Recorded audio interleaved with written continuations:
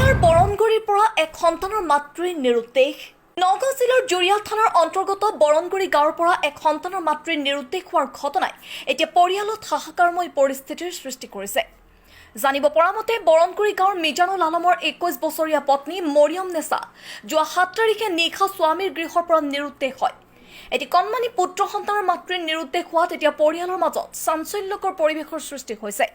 পৰিয়ালৰ লোকে বিভিন্ন ঠাইত বিচাৰ খোচাৰ কৰিছে যদিও এতিয়ালৈকে মৰিয়ম নেছাৰ কোনো ধৰণৰ সন্ধান লাভ কৰিব পৰা নাই। উপায়ন্তৰ হৈ পৰিয়ালৰ লোকে মৰিয়ম নেছা নিৰুদ্দেশ হোৱাৰ এক এজাহাৰো দাখিল কৰিছে জুৰিয়া আৰক্ষী থানাত। যদি কোনো সদাশয় লোকে এক সন্তানৰ মাতৃ মৰিয়ম নেছাৰ সন্ধান পায় তেনেহ'লে 9678464478 নম্বৰত অথবা জুৰিয়া আৰক্ষী থানাত যোগাযোগ কৰিবলৈ মৰিয়ম নেছাৰ মাতৃ আৰু স্বামী মিজানুল আলমে অনুৰোধ কৰিছে।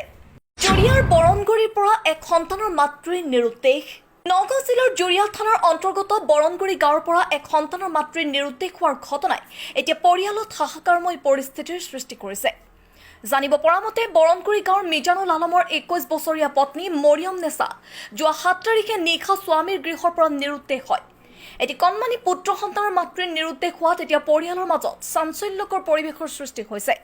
পৰিয়ালৰ লোকে বিভিন্ন ঠাইত বিচাৰ খোচাৰ কৰিছে যদিও এতিয়ালৈকে মৰিয়ম নেছাৰ কোনো ধৰণৰ সন্ধান লাভ কৰিব পৰা নাই। উপায়ন্তৰ হৈ পৰিয়ালৰ লোকে মৰিয়ম নেছা নিৰুদ্দেশ হোৱাৰ এক এজাহাৰো দাখিল কৰিছে জুৰিয়া আৰক্ষী থানাত। যদি কোনো সদাশয় লোকে এক সন্তানৰ মাতৃ মৰিয়ম নেছাৰ সন্ধান পায় তেনেহ'লে 9678464478 নম্বৰত অথবা জুৰিয়া আৰক্ষী থানাত যোগাযোগ কৰিবলৈ মৰিয়ম নেছাৰ মাতৃ আৰু স্বামী মিজানুল আলমে অনুৰোধ কৰিছে। Bureau report detox any.